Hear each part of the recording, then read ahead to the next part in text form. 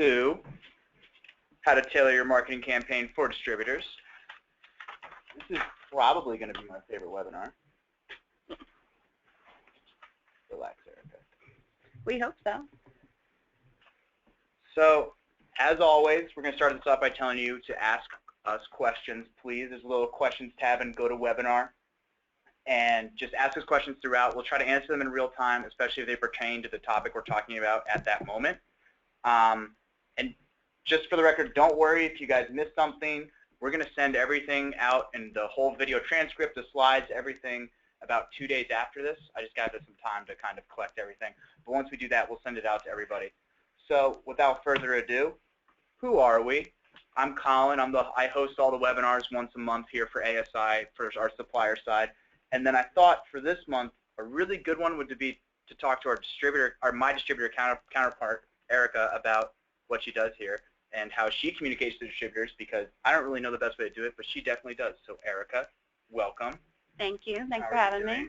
So Erica, to start this off, when you first started this role, what is a year, 18 months ago? It's actually 3 years ago. 3 years? Jesus Christ. So 3 years ago when you started, what was the biggest challenge you had communicating to distributors on day one or day now? What's your biggest challenge? Let's start with what day one was your hardest challenge. How did you overcome it?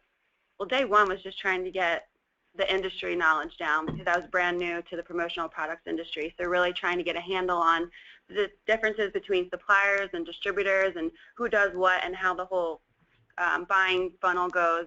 That was probably day one, so it's not necessarily in terms of marketing, but would eventually help me down the line. More recently, the biggest obstacle that I probably have come across was having to effectively market a brand new suite of products to the distributors.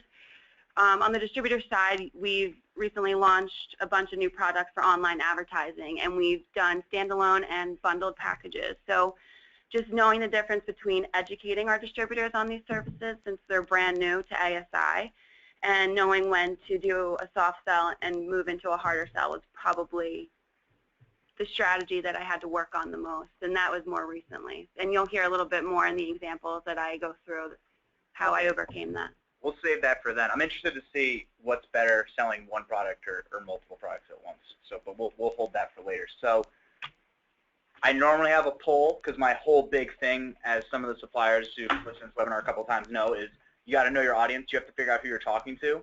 But when I was talking with Erica about 15 minutes earlier, I accidentally closed the poll.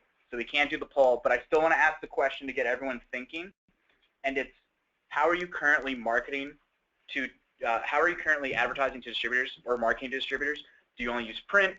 Do you only use digital? Do you use some of both? Or do you not do any marketing, which I wouldn't recommend. Everyone's got to market. But just think about that in your head. I wish I could see the results so I knew what you guys were going to do. But really, the focus should be trying to do a holistic campaign and get on everything. So quickly, the agenda, I'm going to do a quick crash course on the best marketing practices. Then we're going to ask Erica how she approaches her campaigns. We're going to see some examples of what we've done for distributor messaging, so you guys can get a really cool idea of how we do both sides of this marketing. And then the last thing we're going to focus on is how to build ads that resonate with distributors. So without further ado, let's get this party started. So going off of marketing to distributors in this crash course, the first thing we have to do is build the right message. It's something that I have to do for all my campaigns, something Erica does. But really quick, it's what are you trying to sell? How are you trying to sell it? When do you want it sold by if you have a certain date or an offer expires? What is your competitive advantage? And this is kind of what Erica was alluding to before. So Erica, let's say you're trying to sell a distributor digital product. So that's what you're trying to sell. How do you try to sell it normally?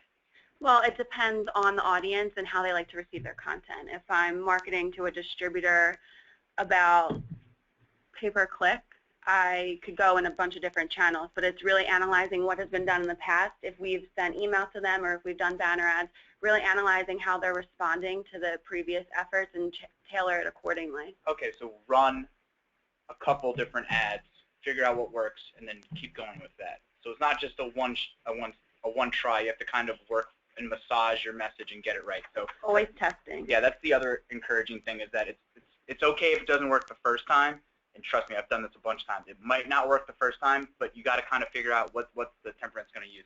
So quick crash course we have for marketing. A lot of people say that they have a really corporate feel, and they have a corporate feel, and they don't really like a playful tone, which I kind of lean towards as doing a playful, engaging tone. So I wanted to show some examples of corporate ads that I've seen in magazines I follow and direct mail pieces, so you guys can kind of see what I think is a good ad, and we're going to discuss why it's good. So the big thing with this tag photo is they're focusing on one product and not trying to sell every watch that tag has, which is hundreds. They're trying to just sell this one variant of the watch, and it's easy. It's the focal point. I know exactly what they're trying to do, and this corporate look is clean, clear, and under control, like that acne medication. So it's like easy for all of us to kind of see what they're trying to get at. So I have one example. I have another example. I have 3 examples of corporate. So the next one is once it gets up, is a Ford Motors banner display ad. So what they're trying to do is they just have this billboard, but they're selling one car. Ford obviously has multiple models they could sell across the board. They have one car. They have one call to action. 2010 Mustang, or the 2010 Mustang, 2010mustang.com. So they're just trying to sell one thing. It looks cool. It's clean. A consistent color palette. Everything is blue. The car is blue. The 2010 is blue, and the Unleashed is blue. They're keeping it really easy for me to see, especially when I'm flying by on 95. And then the last thing is this Adidas ad I saw on ESPN, and I thought it was really clean. So a lot of you guys on ESP, of the suppliers, you have banner ads that you can purchase on ESP. And notice, Adidas bought 2 ads here on the same page, and they're the same message, and they complement each other. And I think this is a really good marketing tactic for everyone to look at. Is the ads are different, yes, but they're sending the same message. I'm getting hit twice. That's technically still one impression, and they're hitting me twice in 2 different ways. And if I go to the landing page, which we're going to talk about landing pages when we get in a little bit further along the webinar, is this landing page is still that same theme. It's a targeted landing page from this campaign. So it all makes sense. They're talking about hashtag newspeed. They're talking about Adidas, same color scheme. It looks like the same athlete. It looks like some runner. I could be wrong. But I just love that newspeed is their thing, and they're following it through the whole way. So now we get into the good stuff. I didn't want to bore you guys too much. So Erica, what converts distributors? Before I go into examples of specific circumstances that have actually converted for distributors, I want to give you guys just a little bit of background on how I craft the strategy for these campaigns. So some of the questions I ask myself: number 1, who am I trying to reach? What audience is going to benefit most from the products and services I'm trying to sell? And how am I going to tailor my message accordingly? So for example, when selling online advertising to a distributor, my message can be different and resonate more by speaking specifically to distributors maybe who have ESP websites versus those who don't. Just by knowing your audience and being able to segment and message accordingly is going to get you a better response. Second question, how do they like to receive their content? So meaning, what forms of marketing is my audience most responsive to? We talked about this a little bit before. Is it email, direct mail, banner ads, maybe webinars or white papers?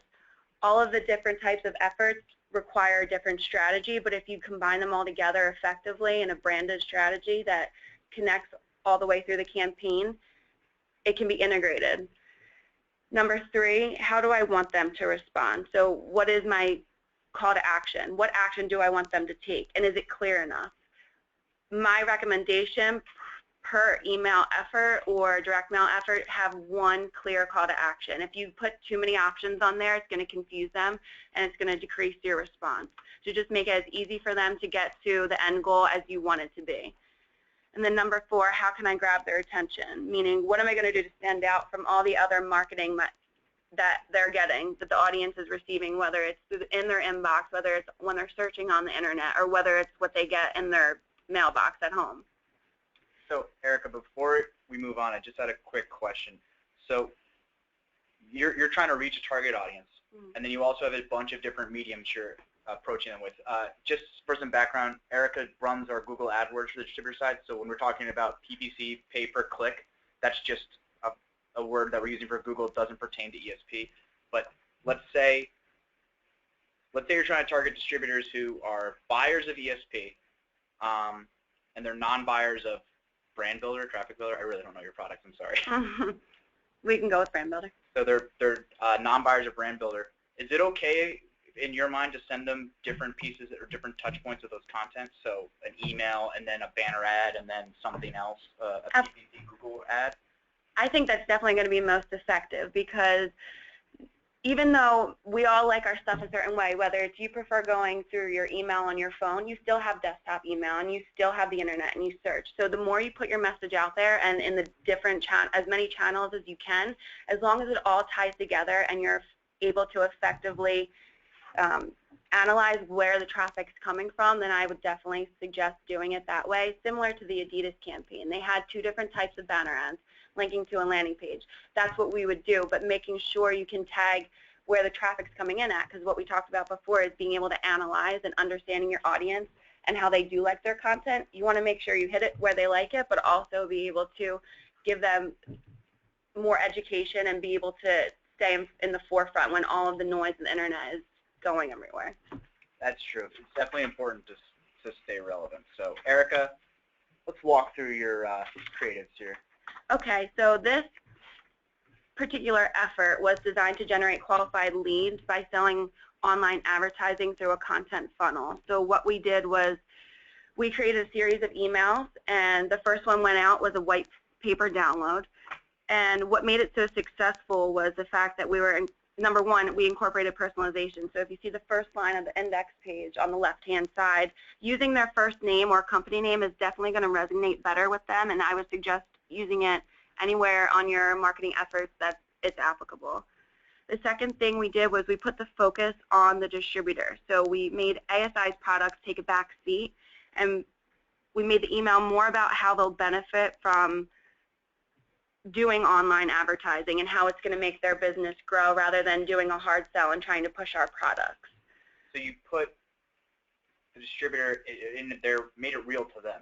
Instead of just saying, I have the best product, yada, yada, yada, you said, this is the best product because, or this is the best solution for you because. Right, because at the end of the day, that's what they want. They don't care about how hard we're selling our product. They want to know how it's going to affect them and what it's going to do for them. So you make them the priority. The third thing is giving good content. Give them something that makes sense and eventually ties into the products that you're going to sell, so that you have a funnel that you can follow through in order to generate the leads. What's a funnel, Erica? So basically you're educating them in multiple channels. So what we did with this was the buying funnel was going to be, let's send a white paper out. However they respond, we're going to be prepared, which I'll show you on the next slide, to follow up accordingly. Well, then hold that thought then. So we'll talk back to what a funnel is. You're on point 3, moving on to point 4, sorry. Okay, so by doing 1, 2, and 3, you're going to establish number 4. You're establishing good credibility and expertise within your audience. They're going to trust you by basically giving them good content. Because they see you so much, yeah. So by providing the good content and focusing on the distributor and making it personal, you're going to position yourself as a credible source and an industry expert on whatever you're trying to sell, which eventually is going to build that relationship. So it's not necessarily going out so much with a hard sell at the very beginning, especially if they're not aware of the products that you have, but really just kind of easing them into it and educating them on why it's important is going to be the most important thing. I like the additive processes of all these tips because they're pretty easy for most of our suppliers to implement. You know, making it personal, you can really have fun with that. I like to do a lot of variable stuff. Putting the focus on the distributor, I love making your customer the focal point in anything because it's more relatable. Educate with good content. I mean, I think having content is king in this era where like you have to be able to provide good content, and then the credibility I think lends to those multiple touches and making sure you're working that through. So the next one you have is a follow-up example. So this would have been the second stage in the marketing campaign. You're going to want to make sure you're prepared to react accordingly, which is number 1 on here. So the first was a white paper, and whether they responded or they didn't, we had a backup plan. So for the people who responded, we sent them more information on what they were interested in, but also started to incorporate our products into it so that they were being educated on the topic, which was online advertising at the time, but then they also started to realize that ASI has services available to them. Because in order to do that, that's really how the funnel is going to work. You're going to slowly educate them and then go into the sale when you push those qualified leads, which was the whole end goal for this campaign, off to the sales team. So you've mentioned qualified leads twice now. How do you determine who's qualified, who's not, and how do you get that together in your campaigns? Well, for this particular campaign, we wanted to do it slowly. We didn't want to just pass all of those people who downloaded the white paper onto the sales team because there was a lot. As you can see, the response rate exceeded our benchmark by, I think, over 300%. So that would have been a lot of sales leads that were going to be passed on, and it would have been a lot of time spent educating them on our service where we didn't really make that connection. So the second step in the process, as you can see, was to then go explain how ASI can help. And at that point, people who were interested in those products and services were deemed qualified leads and sent to the sales team. So it was an easier sell for the sales team, but a more educated lead as well. That makes sense. I mean, you can't ask any sales rep. It's always easier to sell to somebody who's familiar with the product, understand how it works. And if you can find any avenue, whether it's content marketing, Facebook, social media, to educate a potential lead, I mean, that's where the money is in marketing. But also just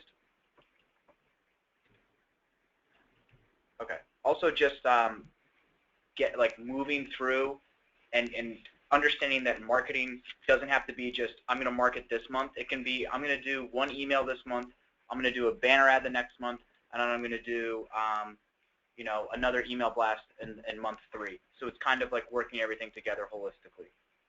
Sorry, Erica, I keep cutting you off. No worries. Normally not that bad of a host. Got a lot to say, Colin. You got to leave me some room. Okay, so number 2 on this page, it would be ideal, obviously, if everyone followed through the sales funnel on the first try. But if they didn't, you need to react accordingly and also offer alternative content. Oh, okay. So for the people who did not fill out the white paper, we gave them that same type of information because it's still applied to our products, but in a different form.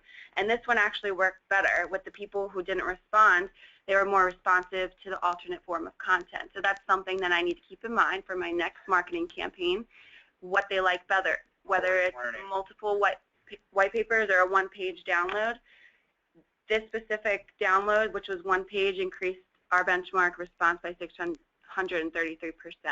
The one thing I thought was really important was to make sure, if it is a campaign like we talked about, you relate back to the initial effort. So the first thing we gave them, whether they responded or didn't, we're speaking to them as whether they responded or didn't. So it feels more personal. So they're saying, oh, they're actually paying attention to what I'm doing, and they're trying to educate me, so they're going to give it to me in a different way. And that's what I thought was really important and what really helped this effort. That messaging really applies in any trigger marketing that you do. If someone does something, reward them accordingly or speak to them accordingly. That was a really good point, Erica. I give you a gold star for that. Thank you. So the last example I want to run through with you guys is a little bit different. This was a product that we had out for a while, so it wasn't necessarily meant to educate, but more to do a bigger sales push. So we used a lot of visuals. We positioned the problem on the index page, and it was pretty self-explanatory and easy to understand. What we're doing is trying to get them on page 1 of Google. And if you click through the landing page, we offer the solution. This product is what's going to solve the problem, and ASI can do it for you. And by providing credibility, I would suggest using any stats or testimonials that you can and that you have to do that within your email. Customer testimonials are the best piece of marketing in the world. I definitely agree with that. So if you guys have them, use them wherever you can. So one thing before we move ahead, I want to show that I just noticed this. So we talked about landing pages, and landing pages scare a lot of people. But if you look at the difference in this landing pages from Erica, from the follow-up to this first one, this capture your audience, they're really the same thing. They're the same thing with a couple colors change. And landing pages, do them. We'll talk about the value of them later. But just so you guys can see, it's very beneficial, and you really don't have to do that much work to make them different and still target someone. But each landing page is different in its own respect, and that's key. Is we're not just sending, Erica's not just sending a distributor right to ASI Central. She's sending them to a targeted landing page where the messaging matches what's going on.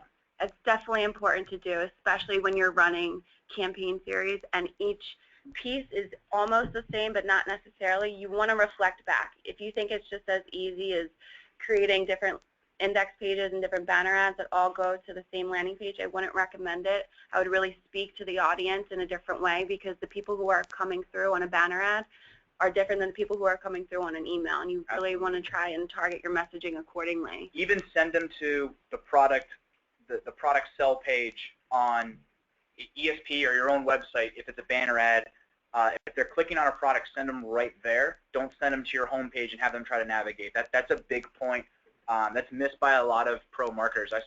What's funny, I clicked on a Google AdWords ad the other day, and it led me to their home page, and it was just confusing. It got a really bad QA score, I'm sure. But so here we have my poor decision of putting white text on a white background. Don't do that, guys. It's a bad design move. Creating ads that resonate with distributors. So we're kind of taking Erica and we're putting it into some ads that we see externally that we appreciate, and some ads that suppliers have used. So you can kind of see this holistic view again. So the first thing we have is put the distributor in the forefront. Erica already touched upon this beautifully before. Speak to them, not at them. Explain why they should be involved, why they're important.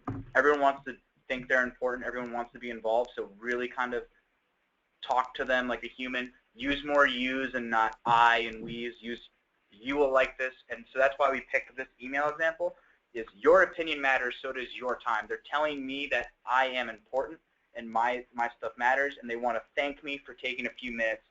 And they're very friendly and approachable, and I already feel like a connection between them. Erica, do you have anything to add? I think this email does a good job of making the audience feel like they're the priority, and I don't think that the free offer hurts at all. No, free offers never hurt. And that's another thing. We'll get to that too, but I love that they just put free offer right there. They just say it. They don't try to dance around the corner. This is an ad I believe we did in-house. I could be wrong, though, so I'm sorry. This might not, but I believe that we did this in-house. But simple language, simple images. Remember the tag and the Ford and the Adidas ads? They're very simple. They don't try to confuse you. Simple language, simple images. Original, memorable, personalized, free. I probably will never forget those 4 words in my entire life. They keep it easy, and they tell me right there I get free personalization from iMark. They really should put you get free personalization, but that's another story for another time. Erica, anything you want to add to this one? One thing, I do think that as a marketer, when you're a product marketer and you're pushing your product really hard, you sometimes may find it difficult to step away from all the technology and the buzzwords that you use when you're talking about the products than when you're marketing it. You guys are the experts on the products and services you sell, and trying to make it as simple for someone else to understand who doesn't understand all those buzzwords can be difficult. So I would suggest just to put yourself, when you're doing the marketing, you're writing the copy, to put yourself in the shoes of the people who are going to be reading it, and try and really understand that they might not know all the techie buzzwords that you do or the different terminology. So just really keep that in mind when crafting your copy. Erica, I get the subtle hint. I will stop using marketing buzzwords. That's the other thing too is, Erica gave me a compliment. I appreciate that. But to start every webinar, I do that. I try to poll you guys and figure out like who I'm talking to, because I'm guilty of it. I think every marketer really is guilty of using stupid buzzwords. Mine's ROI. I hate that one so much. That is my kryptonite. The next one. So for whatever reason, this webinar, I just had this as on my hit list of things that I want to cover, is make sure you have a specific landing page to any ad you do. Email, banner, a print ad even. I just did a print campaign for Spectrum, and I have a specific landing page for that campaign. And the reason why is HubSpot, which is a CRM and marketing automation service. They did a study, and it's 40%. If you have specific landing pages, you can increase your conversions by 40x compared to somebody who doesn't have specific landing pages. So it will pay dividends if you have that. The example I have is one of Slack's old landing pages. They make it nice and easy. It's just an email and a company name. I know you guys probably want a little more information, which is fine. Get more qualified leads, more information, more qualified. But just keep that in mind is when you're building these landing pages, there's a free resource out there. Unbounce is free to make landing pages. Optimizely is a free plan, I believe. So there's resources out there for you guys to build and create landing pages. Unbounce is it's called a WYSIWYG. What you see is what you get. So it's like drag and drop free. Well, I said WYSIWYG and then I explained what it was. I hope I didn't confuse anyone with WYSIWYG. That is a nice one, though. It rolls off the tongue nice. WYSIWYG. This is another example of a great email I get in my inbox. So Edgar is a social media tool. It's like a calendar kind of thing. But they use familiar language and they communicate with me. They want to find fun marketers and they want to kind of communicate. So they say, you're invited to Edgar's Fancy Schmancy SoCal Meetup.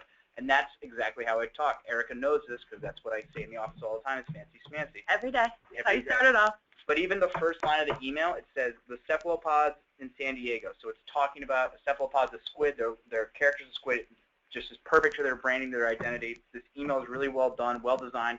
There's only 2 places for me to click, and they lead to the same thing. They lead to the same Facebook invite page. So a beautiful job by Edgar. I pat them on the back. Pat them on the back. That is one of my favorite emails. I like them a lot. Another bad example of white text on a white background. Use triggers to increase sales. Erica talked about this. Like, it doesn't need to really be triggers. It can be kind of like faux pas triggers. Like, you can kind of fake it till you make it, but it does help. So another example from my inbox. This week, after I bought my first pair of underwear from MeUndies, I got this one back, which was just like, you didn't see this? Come on, you should check this out. And it said, the subject is, it's time for a pack. And they're trying to upsell me after I got my first pair, seeing if I liked it. And then they want to get me to buy a whole pack. I think it's 10 packs, but I'm not buying that. And then on the bottom part of the email, they have all these testimonials about why it's so great to have. They've got Dan K, who says he wants a new pair, blah, blah, blah. James B has other stuff. And then they even have Caroline. I didn't know they had women's underwear. I've not heard of it. I don't think I will be buying from here. But yeah, so the trigger messaging really works when you can send it after someone's taken a specific action, like what Erica was talking about. If they've downloaded content, if they've filled out a form in your ad, send them an email that kind of nurtures that relationship. And again, they did this in a really playful way. I mean, I opened it. But how you can really get your products from distributors to really get that trigger marketing and that authentic flow is the more up-to-date your products are, the better performance you're going to get out of it. Erica's shaking her head. She didn't realize there's not a camera here, but truly, truly, truly, if your product isn't up to date, if you don't have certain keywords, you're not up to our SEO standards, you will fall short. I mean, it's a fact. If suppliers are looking for a red mug and you don't have a red mug, in your SEO, you won't come up in that. So it's really important to make sure everything's up to date. The example here, so this guy's got confirmed pricing. I took the supplier and the name off. He's got confirmed pricing. Everything's there, but he's missing an image. And so if I'm a distributor, I'm looking at this, I'm not going to click on this ad, or I'm not going to click on this unit, then all of a sudden my other ads that are tied to this product or to any of my products won't work as effectively. So it's kind of a big deal not to do those things. I hate to harp on that. Finally, a slide where it's not white on white. Well, it kind of is. Gosh. Yeah, it still is. Nice try. So tell your story. Erica was talking about this with the funnel. I don't know if she ever explained it to us yet, though. So in the funnel, you really want to target people multiple times. These one-offs, marketing, from a marketing standpoint, don't work that well. You really have to kind of talk to a distributor, figure out what they like, what they don't like, and make sure you're touching them in different areas because there's a high probability they're looking at different places all the time. So what we have here is just a quick rundown of what you guys should be looking for out of campaigns. It's okay for a print ad. It's okay to run multiple ads in the same print publication. I know that sounds crazy, but flip open GQ, flip open Sports Illustrated, flip open Women's Health. A lot of companies will be advertising, the same brands will be advertising throughout that magazine to kind of build a message and make sure you're seen. If there's an article or something, they really try to work on that with you. For digital, make sure you're running multiple touch points. Adidas did that. A better example would be if Adidas did that, and when I filled out the form, I got a special email from them making sure they're just touching me. Or after I viewed the form, I got a retargeted ad from another place. I mean, those are great ways for you guys as suppliers to reach out to your distributors. Is if someone clicks on a product in ESP or they view your website, you're sending them another targeted message with supplier specials. That's probably the best tool that we have, in my opinion, for ads, because it's so retargeted. Erica even spoke to it. When she did a retargeting message, you got what was it, a 600% bump? 633. Oh, my bad, Erica. 633 bump doing a targeted ad, because it makes more sense. You're hitting people who are more interested in your products. So that's it. That's all. These conversions will help you in your next campaign. Obviously, Colin, why'd you have to say that? So that does it, guys. That was a good time. 30 minutes almost on the dot. I may have talked a little too fast. I know, but we'll send the slides out. We have Q&A. We have the slides going out. We're going to spend the rest of the time answering any questions that you have that are specific to your company, or any. I mean, you could ask Eric and I what our favorite pizza place is in Trevose. I'll tell you. Actually, yeah, same. It's the place to be. So we'll be here for the next like 20, 25 minutes or so answering any questions. So fire them away. We'd love to hear them. We love getting feedback. Thank you guys very much. We appreciate it.